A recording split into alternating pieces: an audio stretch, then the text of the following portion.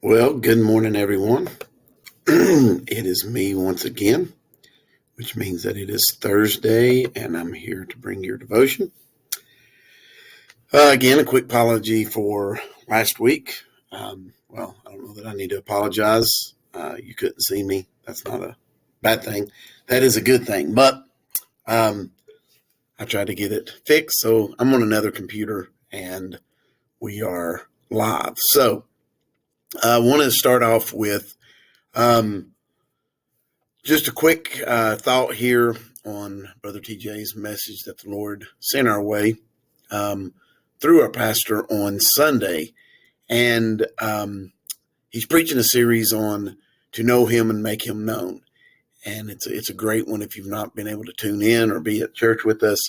Uh, Definitely would like for you to go back and watch those. But I've entitled today's devotion, What Stirs Your Heart? And it comes from the very beginning of the service when Brother TJ was talking about the background. Okay. And on the background, he asked the question, what stirs your heart? And he gave these references here in Acts 17, verse 16 and 17. It says, now while Paul waited for them at Athens, his spirit was stirred within him, or stirred in him, when he saw the city wholly given to idolatry. Therefore, disputed he in the synagogue with the Jews and the devout persons, and in the market daily with them that met with him.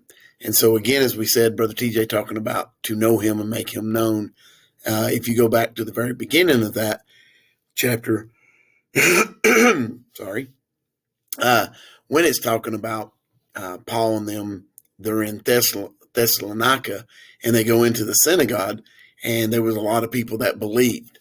And Jesus, Paul here is teaching Jesus and the resurrection.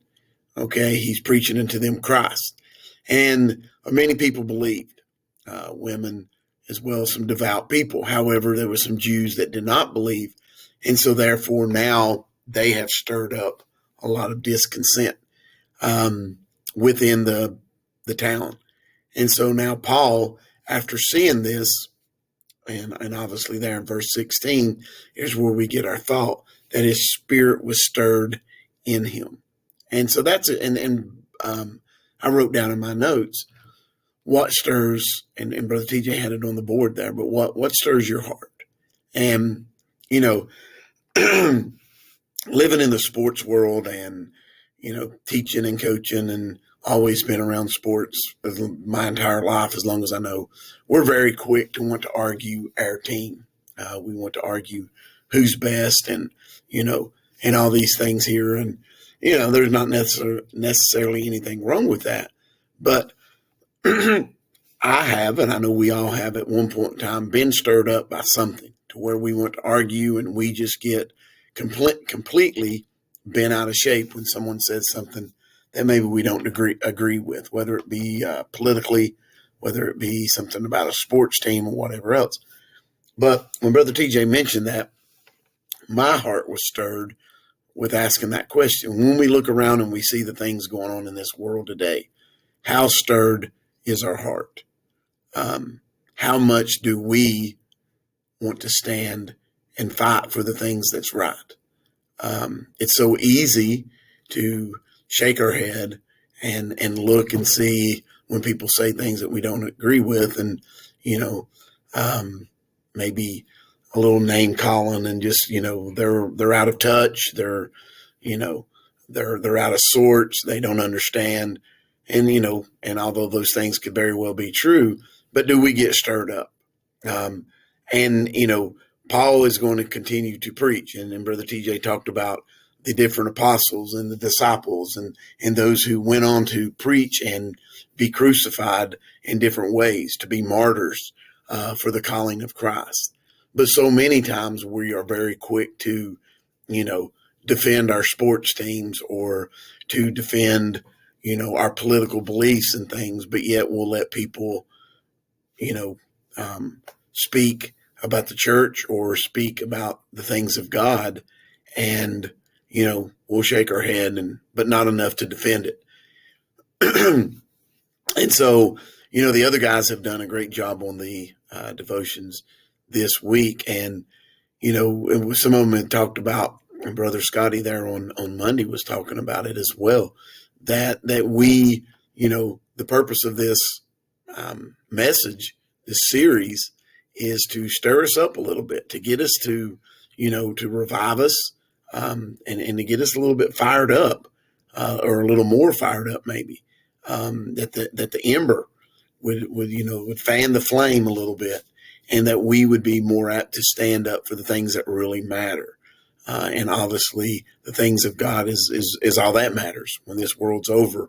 Our sports teams, our political beliefs, our anything else is not going to stand.